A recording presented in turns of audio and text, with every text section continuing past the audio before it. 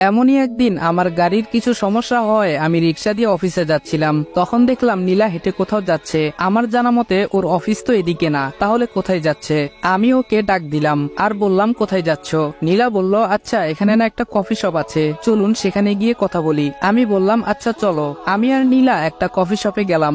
সে যা বলল তা শুনে আমার খুব খারাপ লাগলো। তার কথায় আমার মনে কোনো এক জায়গায় বিঁধলো, মানুষ কতটা খারাপ হলে এমনটা করতে পারে। চলুন কি হয়েছিল নীলার সাথে সেদিন শুনে আসি। এক সপ্তাহ আগে নীলার বস বলল, কি কারণে কাজটা আমাদের হাতছাড়া হয়ে গেছে। নীলা বলল, স্যার আমাদের থেকে ওদের কাজ বিগত কয়েক মাসে অনেক ভালো, যে কারণে রায়হান চৌধুরী ওদের কাজ দিয়েছেন। নীলার বস বলল, তাহলে তোমাকে পাঠানো হয়েছে কি জন্য? তুমি জয়েন করেছো অনেক দিন, তাহলে তুমি আনতে পারলে না কেন? এখন তোমাকে চাকরি থেকে বরখাস্ত করা হবে। নীলা বলল, প্লিজ স্যার এমনটা করবেন না, তাহলে আমরা একেবারে পথে নেমে যাব। আমার বাবা নেই, মা আর ছোট ভাইকে নিয়ে আমার সংসার। মা কিছু করেন না, তিনি অসুস্থ। স্যার চাকরি থেকে বরখাস্ত করেন না আমাকে। নীলার বস বলল, তাহলে তোমাকে একটা কাজ করতে হবে, তাহলে আর বাদ দিব না। নীলা বলল, জি স্যার বলেন, আমি আমার সর্বোচ্চ দিয়ে চেষ্টা করব। নীলার বস বলল, আমি অনেকদিন ধরে চাচ্ছিলাম, কিন্তু আজকে কোনো একটা উপায়ে পেয়ে গেলাম তোমাকে। তোমাকে আমার সাথে রাত্রি যাপন করতে হবে, তাহলে তোমাকে চাকরি থেকে বের করে দিব না, আর তোমাকে প্রমোশন দেওয়া হবে, আর তোমার বেতনটাও বাড়ানো হবে। হ্যাঁ আমি জানতাম আমরা ওই কাজটা পাবো না, এজন্যই তোমাকে পাঠিয়েছি। এটা ছিল তোমাকে ভোগ করার একটা চাল মাত্র।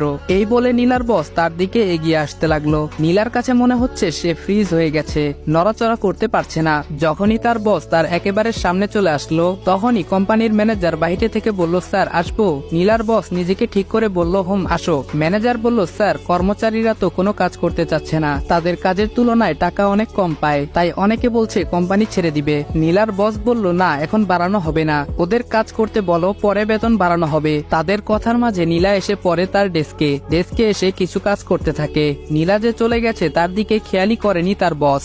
ম্যানেজার বলল, আচ্ছা ঠিক আছে, এই বলেই সে চলে যায়। নীলার বস খেয়াল করে নীলা নেই, তখন সে সিকিউরিটিকে ডাক দেয়। সিকিউরিটি বলল, জি স্যার বলুন। নীলার বস বলল, নীলাকে আমার রুমে আসতে বলো। সিকিউরিটি বলল, আচ্ছা স্যার। তারপর সিকিউরিটি নীলার ডেস্কের সামনে গিয়ে বলল, স্যার আপনাকে তার রুমে ডেকেছেন। নীলা বলল, আপনি যান, আমি আসছি। তখন সিকিউরিটি চলে গেল। তার কিছুক্ষণ পরে নীলা তার বসের ডেস্কে গেল।